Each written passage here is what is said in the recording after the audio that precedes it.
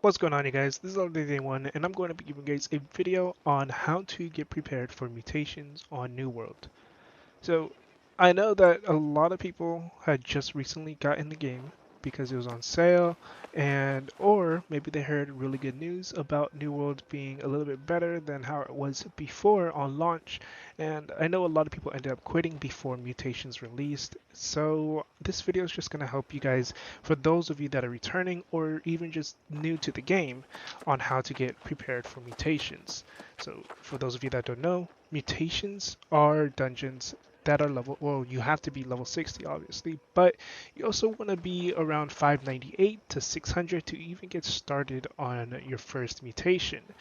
So I'm going to go through a few things on like a list of things that you're going to want to have before you enter and going into mutations. Some of these things you technically don't need, but you definitely want to be able to invest in these items and whatnot when you get to around M7, M8. It does go all the way up to M10, which is going to be the hardest difficulty, but when you have all this stuff all together, it's going to not be so bad. So the first thing you're going to want to end up investing in is going to be your ward gear and your Bane weapons. So what is ward and what is Bane? Ward, well, this can easily be crafted or you can just buy it through the trade post for a fairly cheap price. Don't go ahead and start looking for the best in slot like legendaries with refreshing, ward, and then the weapon perk on it, because those ones will generally be pretty high in price. But if you have the gold, then go ahead. But if you're just looking to get started with mutations and you know you don't have a lot of gold, all you need is ward, and then you can have whatever other perk you want on it with the attribute that you need, as well as the weight of the gear. But ward will basically reduce the damage of the enemy type. So as you can see right here, for my healer set, I have two pieces that are just purple, and then I have three that are legendary from the Dynasty Mutation.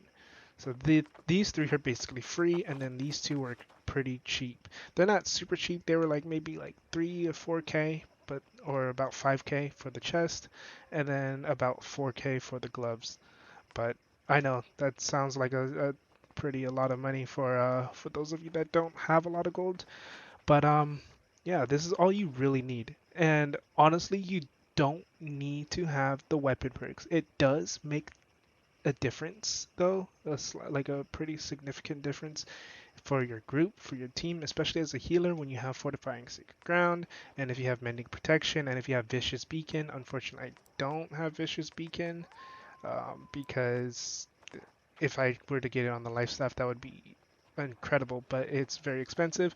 And then on the gear, it's not really worth having Vicious Beacon anyways because it's just a 5% crit chance increase. So that's why I personally just didn't go for it.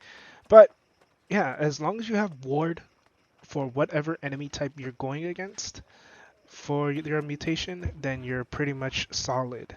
And then for the weapon, as you can see, you want to have Corrupted Bane because Corrupted Bane is going to give you the highest damage output aside from Rogue. Rogue will give you, I believe, like 19% damage to enemies behind their backs, like a backstab perk.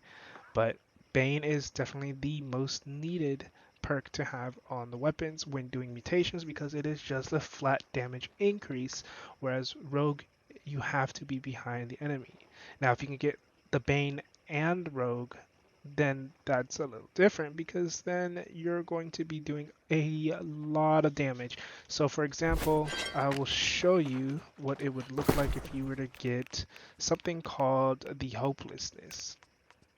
So the Hopelessness right here, if you are a Rapier user, has Chain Arcane, Corrupted Bane, and Rogue. So this does a lot of damage because of the fact that it has Rogue and Corrupted Bane. And then Chain Arcane is nice because it can hit multiple targets. Now, the only reason why I don't use this is because as a Rapier user, I love having Refreshing Move, so I can spam my flurries. But that is honestly all you really need. You just need Corrupted Bane, or you just need whatever Bane and Ward. So I'm just going to go ahead and show you in the trade post. Now, I'm in Olympus, so I don't know what the prices look like in other servers, but this is what it'll generally look like. So when you're looking for the Corrupted gear, or whatever ward gear and Bane, you want to put 590. Don't worry about going looking for the 600s because 600s will just be legendaries, and legendaries are generally going to be a higher price. So we're going to go ahead and look for ward. Let's just look for corrupted because I would highly recommend going for corrupted sets. First, because of the fact that there are 3 corrupted dungeons that are mutated, which is Depths, Dynasty, and Tempest. Whereas Ancients only has it only has Lazarus. Genesis only has, I mean, Angry Earth only has Genesis, and then Lost enemies have Barnacles. So Corrupted is definitely going to be the better set to go with first. So this is all you're going to go for is Corrupted Word, right? And then you can just pick whatever. Let's just say you want to go with Con, and or anything with Con. And let's just go for a medium chest. And make sure you turn off any selected, and now you can see all these different options. So let's say I am running, I guess, strength and con. Like if I'm running a strength build, if I'm running spear and hatchet, you would want to have strength and dex in your build. As you can see, it's only someone selling it for very cheap because sturdy energy is not that great of a perk. But honestly, this is a fine chess piece for those of you that are just getting started. Obviously, you won't be able to buy these ones because they're pretty expensive, and someone is definitely overpricing this one because it has strength with a bow perk. It's 30k, not worth. So you can definitely tell that some people are overpricing some items, but that's because Olympus is a new server with new players and whatnot. So just make sure you're not buying anything that's overpriced. Make sure the perks and the attributes actually match with each other and whatnot. Um, but yeah, like there's a lot of different, pretty much a lot of different I guess ward gears and banes that you can go with that are at a reasonable price. Like all these here are pretty decently high. Like if you're a rapier user and if you use fleche, then this is actually really good. Uh, yeah, Olympus honestly just doesn't have the best selections as the other servers. The selections on this server is actually really bad. I'll just show you the Angry Earth set that I actually have for my healer build that I actually bought on this server, all for about under 10k. So where is it? I think, oh, right here. Never mind, it's not in my. So right here, I bought this chest piece for about 2k, and then I bought these boots for about 5k, and then where is the? So I bought these legs for about 2k, 3k, and then I bought this hat for about 1k. And yeah, I mean, and then I have gloves somewhere right here. I bought these gloves for cheap as well, like 1k. So you can get a solid set for about for under 10k pretty much, 10 to 15k. Obviously, if you don't want to spend the gold, then just go ahead and make the set. Make the ward set because the ward set, like I said, is going to be very, very crucial. You're getting about 25% damage reduction. As you can see, it's about 5% per piece, 4.9. So you have 1, 5, 10, 15, 20, 25%. It's very, very, very important. Now, obviously, you won't really need it in M1, 2, 3, 4, but as you get higher up, the damage starts to rack up on the enemies. So having that damage reduction invested is going to be very, very useful. So the next tip is going to be familiarize yourself with the dungeon. So what I mean by this is you want to just run the normal dungeon a few times so you understand the boss's mechanics. Some bosses are very easy, simple, like for example Chartis in Lazarus. There's nothing you really need to know about that boss because he just does like 3 different moves and he just sits there and he's very slow, so you don't really need to learn that boss. But for example, a boss like Nashatan or Isabella in the Tempest Hearts dungeon, you definitely want to know their move set or skill set, whatever you want to call it. You want to know what they do. So you run that dungeon a few times on regular so you can understand it. Like if you can solo Nation basically or even duo Nation, then obviously that means you know the mechanics. If you barely get hit from Isabella, then that means you know her mechanics as well. And then you're pretty much ready to run Tempest Heart on Mutations because Mutations is just going to make it a lot harder having modifiers and increased damage for those enemies. And then you have other dungeons like, I guess, Depths, where it's not going to be extremely hard, but just knowing what enemies to pull and whatnot is going to definitely help because Depths is a much smaller dungeon than all the other ones. Or I mean, as far as I'm concerned about the corridors, those are a lot smaller than the other dungeons. It's you don't have much room to move around and avoid, so you're better off pulling not a bunch of enemies. That's one thing you don't want to do. You actually don't want to pull a whole room in depth. It's faster if you just kill them in not small increments, but you want to kill them room by room or like a couple rooms together and then move to the next room. Because it's unless you're like an actual speed demon group, then go ahead. But for those of you that are just getting started, you don't really want to do massive pools because you can still get gold doing smaller pools and killing fast. But yeah, just familiarize yourself with the dungeon, know what to pull, know what enemies to go for, know what the boss mechanics are, because it's just all going to help in the long run. So the next tip is pretty much just MMO 101 in a sense, is you want to be able to learn and prioritize the enemies. So what I mean by prioritizing enemies is you want to make sure you go for the ranged enemies. You want to make sure you go for the specific enemies that are going to cause the most trouble for your support or your tank. So what I mean is, for example, when you run Dynasty, or pretty not just Dynasty, you just run whatever dungeon, you want to focus on the ranged enemies first. Anything that does range or magic, you want to focus as a DPS.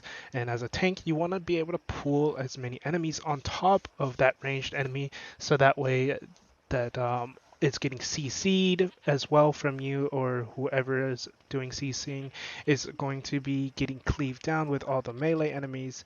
But if the ranged enemy does end up peeling off, you want to make sure you have a DPS peel off and go and fight or kill the ranged enemy, because that ranged enemy is going to just be very annoying for the healer because the healer has to start running around or trying to focus on losing line of sight of the ranged enemy, so that way they're not getting pummeled by the ranged attacks and whatnot.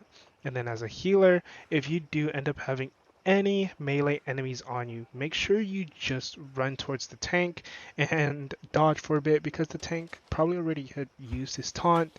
So you'd have to just wait a little bit for him to have his taunt back, or just have a DPS come and attack the melee enemy for you, or stun them and whatnot, so that way you can lose your aggro and they could just strip the aggro off. Now, what also helps as a healer or even as a DPS, which I actually do this as a DPS and a healer, is you want to have the beloved perk or your evasive perk on your earring. So for me as a healer, I actually run evasive because I'm always rolling anyways, so it helps. But you reduce the generation of threat by 50% for 5 seconds after performing a dodge. Now, just because you do this doesn't mean you're going to completely be ignored. It just means that your threat is definitely reduced, making it easier for the tanks to be able to hold aggro. Same with the beloved perk. You can run the beloved perk or you can run evasive as a DPS. The only reason why I run beloved instead of evasive is because of the fact that beloved, you don't have to worry about rolling around all so much, and just keep pumping out continuous DPS. Now, when you do this, that means the bosses were going to have a hard time focusing on you as a DPS, because when I am DPSing and I have this earring on, I'm able to just keep on putting out so much damage on the boss And when I don't have it on, they normally just turn around and smack me. But when I have this on, they just ignore me and they generally just focus on the tank. Or if the tank dies, they end up going to a different DPS because they don't run Beloved or Evasive. So they will just go to whoever has the higher threat. Sometimes I still take aggro because you end up just doing way too much damage. But yeah, it honestly, I would highly recommend having Beloved or Evasive on the earring as a healer or DPS, just to make it easier for those ranged enemies and whatnot and melee enemies to not focus you as often. The next thing I want to actually go over is your gems. So as you can see, I have different gems slotted on my gear. Anything that has onyx is generally for just like normal dungeons or PvP, just because thrust damage and physical damage is a lot in PvP. A lot of people run physical damages like muskets and great axe, etc. And soon enough, great swords.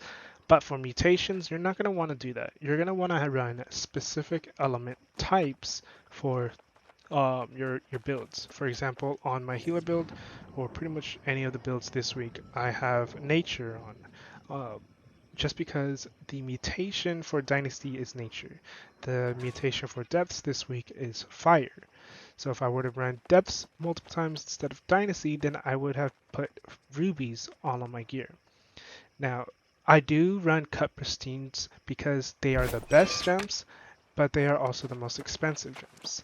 So if you are on a budget and you don't want to spend so much, then go ahead and look into getting cut brilliants, because cut brilliants are generally going to be the about half the price. So I'm going to show you the price of a cut pristine ruby. And again, I'm on Olympus, but I'm pretty sure the prices are about the same in every server. So as you can see, cut pristine rubies are almost 400 gold per ruby, or per cut pristine ruby. And then if you go cut brilliant ruby, it's going to be about half its price. So about 130 gold per cut brilliant. And the difference is it's only going to be a 1% difference. So a cut brilliant is going to be 5% and the cut pristine are 6%. So you're losing on 5% of that damage absorption to that element, but again, honestly, you're better off just getting these until you end up making enough gold. So you're going to be able to make a solid amount of gold as well from running mutations, not from running the mutation, but from selling the items. So I know this is not about the gems right now, but as you can see, I have 18,000 gold. This is not how much gold I actually have. I have my own company. So right now I have 523k gold, and I just threw it all in the what's it called, in the company coffer. And this is how much I ended up making just last night from, or not even last night, like this morning from selling a few items. I still have more items in the trade post being sold.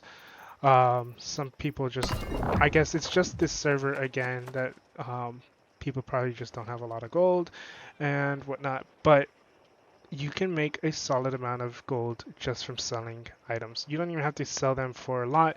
Now, obviously, if it's best in slots, then those will go. That's where your jackpot. That's where the money really hits. Like I've made 400k selling two items. 400, yeah, about 400k selling two items in the trade post because they had the best in slot perks and stats that you needed for PvP.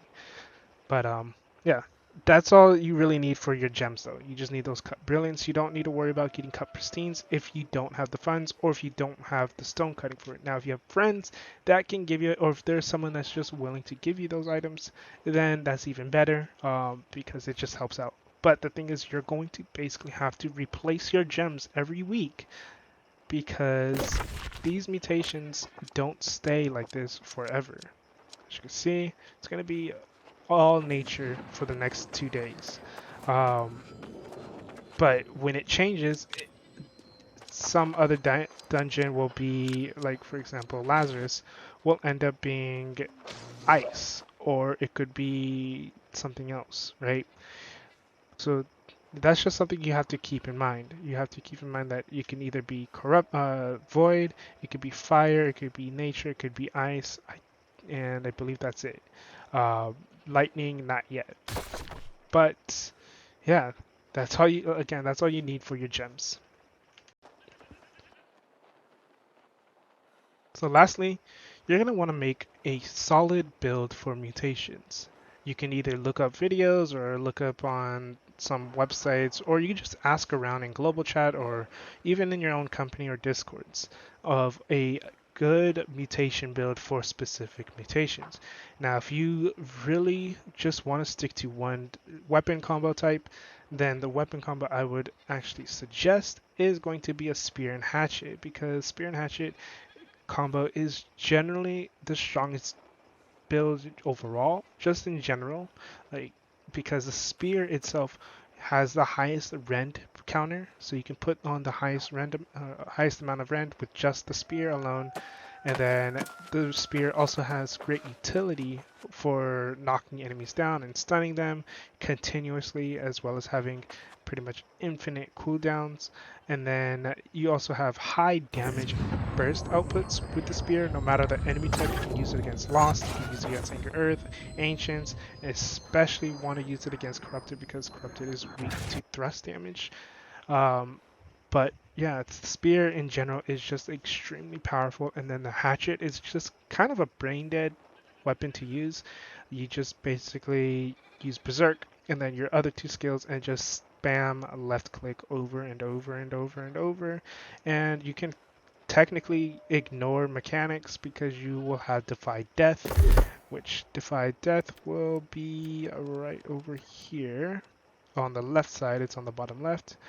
When you receive lethal damage or avoid death, you are reduced to 50 health and gain immortality for 3 seconds with a 75-second cooldown. So yeah, Hatchet is very powerful. Plus, a lot of enemies, especially in Angry Earth or Genesis, they die very fast when you're using a Hatchet. My favorite is honestly the Rapier because I just run Flurry, Evade, and Repose, and I'm just able to spam Flurry so much. And then Evade is just very powerful because Evade will give you a 15% damage increase on your next light attack. On top of having momentum, you deal 30% damage with light attack after you perform an ability. And then if you have something like, where is it? I don't think I have the boots on me. Oh, right here. If you have omnidirectional evade on your gear, then it's a 10% damage increase for 2 seconds. So you're getting almost 50% damage increase. And then if you have it on the weapon, then you're going to be about 60% damage increase just on your one light attack. So you can hit very, very, very hard. But you want to make sure your builds make sense though. You don't want to just have like a if like for example if you're running a healer, you don't want to push for medium or heavy armor even though you add to your survivability, you won't be adding to the healing. So you want to run a light armor. As you can see, while wearing light armor, your dodge is a quick roll that covers a lot of distance and consumes 50 stamina. You deal 20% bonus damage and have 30% bonus healing. As a DPS, you can either go light or medium. You're not losing out on a lot of damage because it's only a 10% difference, but if you want to put out the most amount of damage, you want to run light then. And the best way to run light is going to be light on everything except for your chest. You want to make sure it's medium. And heavy is only really useful for tanks. But yeah, I mean, like I said, the builds, there's a bunch of different builds you can run for mutations. Just go ahead and ask around on what a solid build is for what specific mutation, if you want to run it optimally, if you want to be fast with it and get it done. But overall, you can just run a spear hatchet or spear hammer, hatchet hammer, or even a great axe is useful because of the fact that it can pull enemies together. But yeah, that's pretty much it for everything. I know that this video is kind of just like condensed with a bunch of information and there's no gameplay, obviously, because I'm just recording as I'm like this. I'm not doing any voiceovers over any gameplay. But honestly, if you want to see some gameplay for M10s, I can definitely make videos on it. I can make a guide on certain dungeons and whatnot if you need those as well for like Tempest or actually Tempest. I'm pretty sure I have guides for certain bosses for Tempest. But I can make guides for pretty much all the different dungeons. I would have to do it on normal because I can't do it on mutations right now since all of my mutations are done. I've already done all my M10s this week, unfortunately. But honestly, I can always make mutation videos later throughout the week as well. But yeah, if you have any questions or concerns about anything that I mentioned in this video, then go ahead and put a comment down. If this all helped you out, and if you thought it was very informative, if it helps you prepare for the mutations at level 60, then go ahead and leave a like, as well as dropping down your server if you want to end up joining me on mutations and whatnot. Then you can also message me in game, which is kinda okay, which is that's my character's name is kinda okay.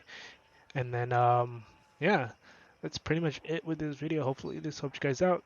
This is all day 1. Have a good day, good night, and peace. Drag Zog!